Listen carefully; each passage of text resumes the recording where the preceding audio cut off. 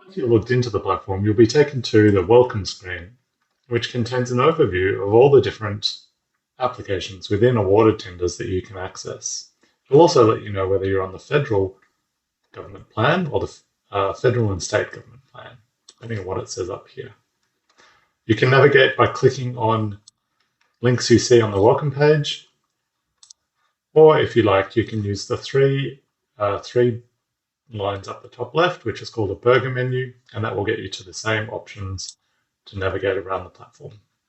You can use the back buttons and the forward buttons in your browser to move back and forward, and you can also bookmark a page. So for example, if we want to look at Digital Marketplace 1.0, I'm now looking at this page, and I might choose some filters. I'm now going to create a bookmark,